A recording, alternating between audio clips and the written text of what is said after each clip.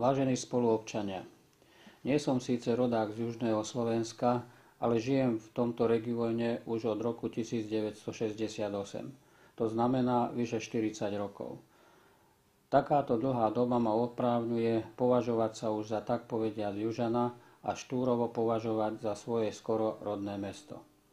Za týchto vyše 40 rokov som ako občan pôsobiaci celý svoj produktívny život v oblasti vzdelávania a jeho riadenia stále považoval za potrebné zaujímať sa o spoločenské a hospodárske dianie v našom meste a jeho regióne. Je pravda, že od veľkých spoločensko-politických zmien v roku 1989 sa uskutočnili aj v štúrovskom regióne pozitívne zmeny, ktoré priniesla sebou demokracia. Žiaľ, na druhej strane však mám taký pocit, že tento región sa stal, tak povediac, nezaujímavým alebo zabudnutým, napriek tomu, že tu dlhé roky pôsobí a je obyvateľstvom masívne podporovaná strana, ktorá za svoje pôsobenie nedokázala vykonať najzákladnejšie úkony ani pre minimálny rozvoj tohto regiónu. Prejavuje sa to najmä v tom, že za uplynulých skoro 20 rokov nezakotvil v našom meste ani regióne jediný významnejší investor, ktorý by bol zárukou tvorby tak potrebných pracovných miest a pracovných možností. Hospodárska kríza nepríjemne nastavila zrkadlo všetkým tým, ktorí v minulosti si mysleli, že stačí sa venovať len kultúrnej a vzdelávacej autonómii tohto regiónu. Nestačí.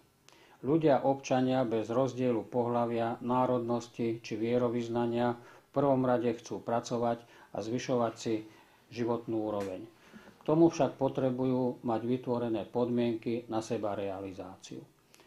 Ak z vašej vôle, vážení spoluobčania, budem zvolený za poslanca vyššieho územného celku, vynaložím maximum svojich schopností a životných skúseností na to, aby sa v našom regióne vytvorili čo najlepšie podmienky na odstránenie nedostatku pracovných síl a tak sa podstatne znížila miera nezamestnanosti, aby sa vytvorila kvalitná sieť vzdelávacích inštitúcií, ktorá bude zárukou prípravy kvalitných pracovných síl a intelektuálneho rastu obyvateľstva, aby sa zabezpečila v regióne taká sieť zdravotníckych zariadení, ktorá zabezpečí kvalitnú zdravotnú starostlivosť pre všetkých občanov regiónu. Vážení spoluobčania, som presvedčený o tom, že sociálno-demokratické zmýšľanie a cítenie nepozná rozdiely medzi národnosťami ani pohlavím.